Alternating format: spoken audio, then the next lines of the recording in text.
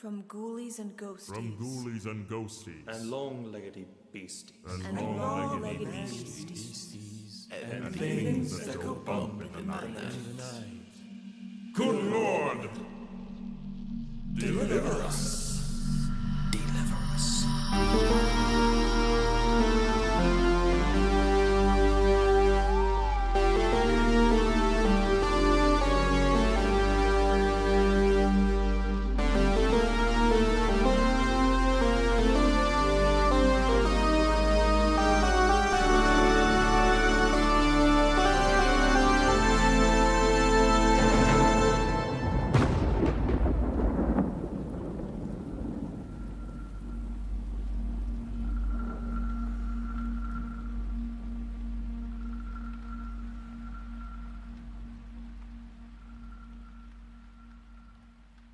Good evening, spooks and spookettes. CountDrahoon here, and this evening I present to you a review of the most recent sensational body horror film starring Dave Franco and Allison Brie, a real-life married couple, by the way. Written and directed by Michael Shanks, it is a unique body horror movie that deals with love, codependency, and the existential crisis of taking the plunge. Let's get right into the heart of the matter, and hopefully you won't feel the need to drive a stake through it. Here is my review of Together. Whiskey for the pain.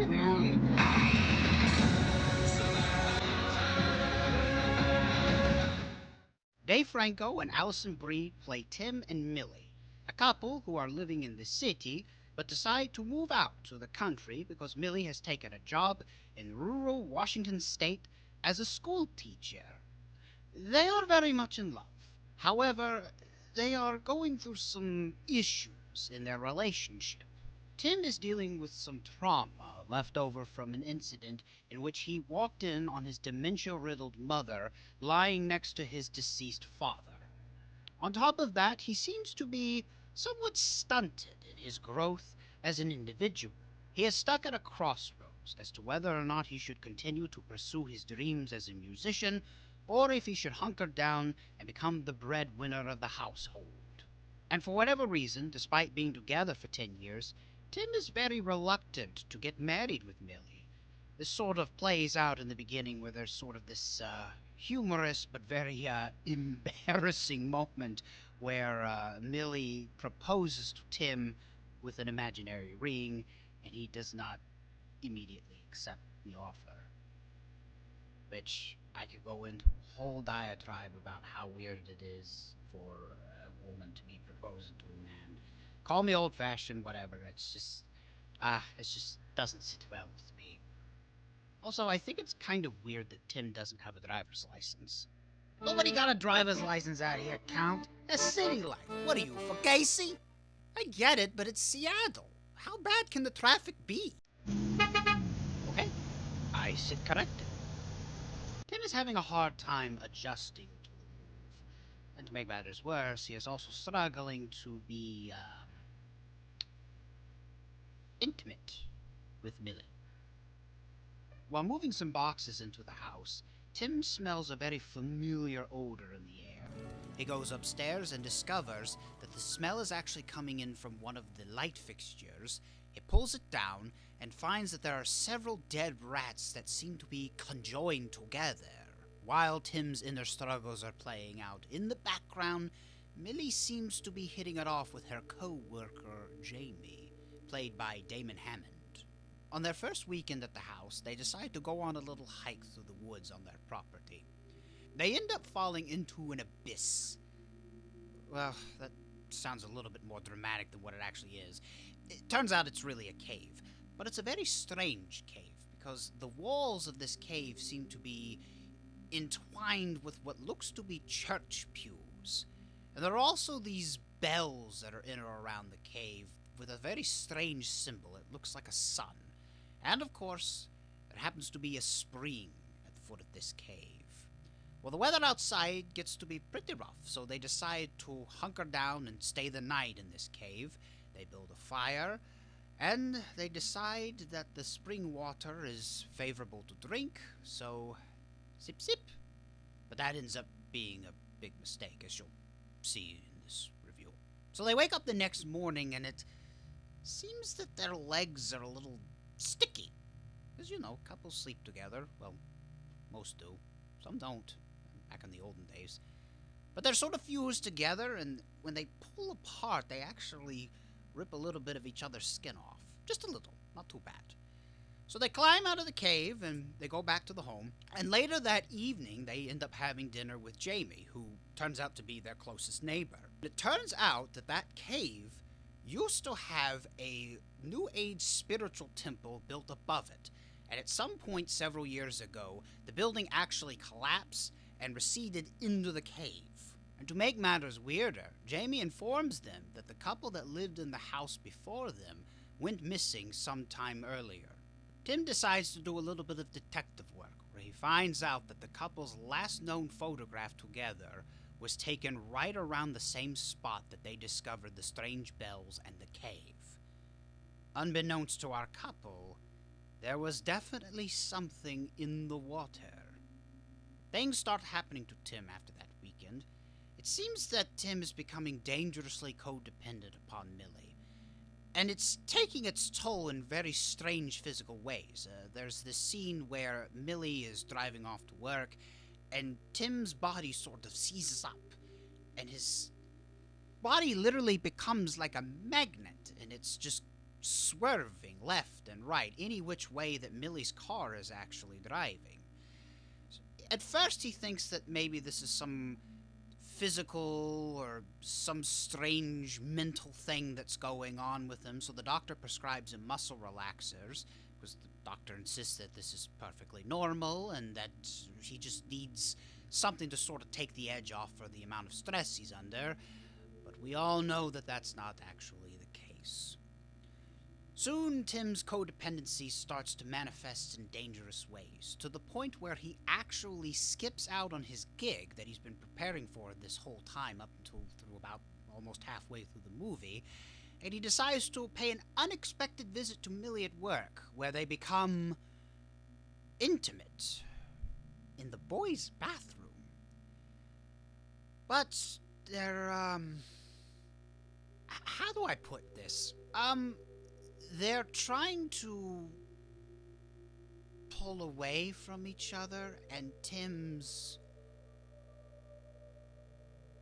anatomy finds itself stuck inside Millie's anatomy. Tim's penis is stuck inside her vagina. There, I said it! And he can't get it out, so it's stuck there. So she pulls away, like, really quick, and it's... that was the most painful thing to watch in the whole movie. So after all of these incidences, they decide to sleep in separate rooms. There are other incidents that have happened up to this point, like Millie waking up in the middle of the night, finding Tim literally eating her hair. And there's one instance in which Tim's doing his detective work, kind of figuring out what's going on in or around their house, and Millie, almost as if she's possessed, is trying to get into the office, and her still body is basically hovering, and she's trying to knock through the door, but she can't quite get through, and Tim basically has to snap her out of it. You know, the good old-fashioned way, like an airplane, except there wasn't a line of people slapping her, it was just him. I'm not promoting that as a means to snap people out of their delirium. Just go with it. They decide, after all these instances, to go ahead and sleep in separate rooms, because they definitely think that there's something that they can't quite put their finger on that is drawing them together against their will. So, of course this doesn't work, because Millie busts out of her room, and Tim busts out of the bedroom, and like magnets, they are basically just being pulled together. And before you know it, their hands start to merge together. Like literally, like it looks like a clump of skin, and they're just meshing together, and it's weird, and it's gross. And so Tim gets the bright idea to, hey, let's pull apart from each other. But it's really hard to do. So Tim makes the last-minute decision that they should just take a bunch of his muscle relaxers and pull away from each other, and that by them being knocked out through this medication, they won't be able to fuse together. So they do it, they take the pills, they crush them, they ingest them, they snort them, and it seems to work, but they pass out just as their hands are about to be fully detached. So they wake up the next morning, still attached, and desperate times called for desperate measures, folks. They end up going downstairs, and they saw their hands with a buzzsaw cutting through the skin. And they do free themselves. So they both know that something is not right at this point. Millie at first didn't believe Tim, but now she does, because you can't fake this. And look, Tim might be sort of a screw-up. Not that much of a screw-up. But he just doesn't strike me as somebody being an expert in special effects makeup. So they decide to split up again, and they each sort of do their own preliminary investigations. But I guess at this point in the movie, it's not a preliminary investigation. It's just a straightforward investigation. Tim decides to go to the cave, and Millie decides to go to Jamie's house, because maybe, hopefully, he has all the answers as to what's going on. And he does, but not for the reasons that she thinks. She stumbles in on a videotape being played in the background in his house, and it seems to be a wedding video between two men that look eerily similar to Jamie. What ended up happening was this spring in the cave was used in their marriage ceremony. And Millie figures out through this video, and because Jamie stumbles in on Millie watching the video, that the water, when it is ingested, makes you fuse with your romantic partner. So Jamie is really two people merged into one, which is a really terrifying allegory for marriage. At first, he's like, oh, no, don't worry about it. I know it's scary at first, but trust me, you're gonna love being fused with Tim. It's gonna be great. So he slits her wrist. And the reason he doesn't do this out of pure malice, he does this because that's part of the initiation. You have to basically slit yourself open so that when you ingest the water, the fusing process is easier. So she goes running back to the house, and Tim's in the cave. He's looking around, and he ends up finding the missing couple. And they're like halfway merging to each other, but they didn't quite merge the right way, so they're like a two-headed monster beast. But he notices that there is a knife sticking in one of the significant other's neck. So he pulls the knife out, and he concludes that the only way to stop this merger between the two is to either kill himself or kill Millie. He's not really going to kill Millie. He doesn't want to do that. So he's thinking about potentially killing himself. So he goes back to the house. They end up meeting each other. And at this point, Millie has lost a lot of blood from the incision made in her arm. So she's about to pass out. And this is where the reveal comes that they have figured out that they are merging together because there's something weird in this water that is making them want to merge into one being together. And they want to stop it. But since Millie is in bad shape, she decides that she's the one that has to die. And she doesn't want Tim to kill himself. But Tim professes his undying love for her and admits that his life hasn't played out the way that he wanted to in terms of his dreams not coming true, but that it doesn't matter, because at the end of the day, all he wants is to be with Millie. So they decide to go through with the merger. And they go inside. He pops in a vinyl record of the Spice Girls, which happens to be her favorite album. They talked about this earlier on in the movie about albums and such. It's how they met story. And the song that plays is Two Becomes One. And that's exactly what happens. They strip down, they start dancing together, and before you know it, they fuse together into one person just in time for the in-laws to show up for their visit. So I want to be very clear. I enjoyed this film thoroughly. I recommend this film. I don't know that I would call this the best horror film of the year, as some critics have pointed it out to be. Now granted, to be fair to them, this film did come out before Weapons, so maybe they changed their mind, and I will be doing a review on Weapons later on down the road. But, yeah, the biggest critique that I have about this movie is not the film itself, but the hype around it. I just can't take mainstream critics serious nowadays. Yes, your movie is great. It's the best movie ever made. Thank you, Disney. And if no one thinks so, they're racist, misogynistic, xenophobic, homophobic, transphobic, and a Nazi. Haha. As good as the film is, I do believe that it is just a little overhyped. I've seen much more outrageous body horror films in Cronenberg movies and even in The Substance that came out a little over a year ago at this point. So maybe it's fair to say I'm a little desensitized from a lot of the body horror that I saw, and that's a me problem. Having said that, the body horror itself was done very well. One of the things that I liked most about the movie is that it fused the horror elements very well with a lot of the themes that were pervasive throughout the picture. They just did a really good job of capturing certain emotions that many couples have felt, and I feel like it actually adds a lot to the suspense of the horror that's playing out surrounding the cave and then the ultimate merging together.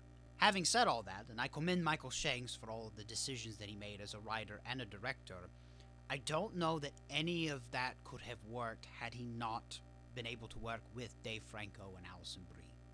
As I mentioned before in this review, those two are married in real life, and let me just say this, they played their parts so well in this movie that part of me is afraid that this film could have been a catalyst for their eventual divorce.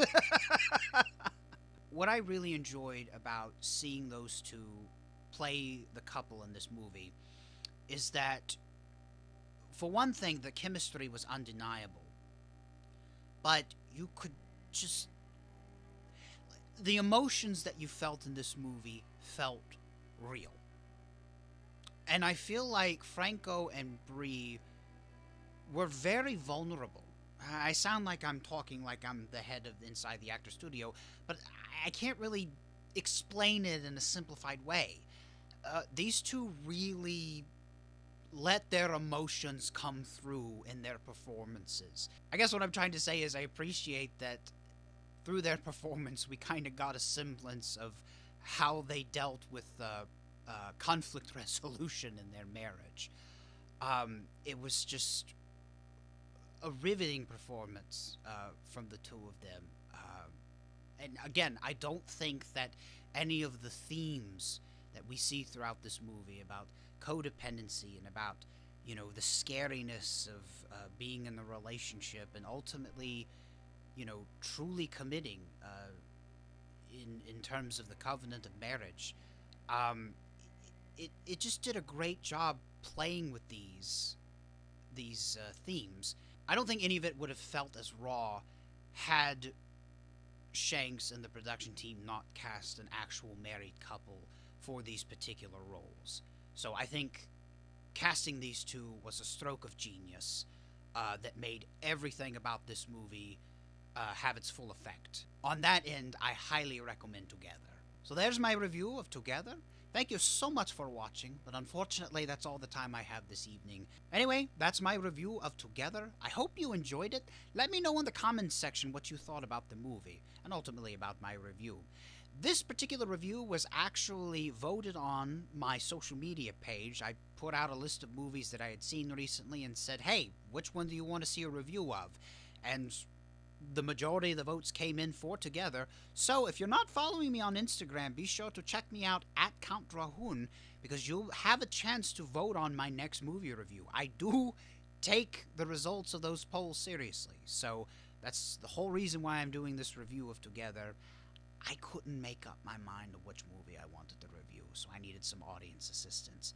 And I definitely have more reviews coming down the pike and other videos in the tangled web of CountDrahoon. Be sure to subscribe to CountDrahoon Presents to get your notification on when my next video will be. But until then, as far as things go when things go bump in the night, There are such things.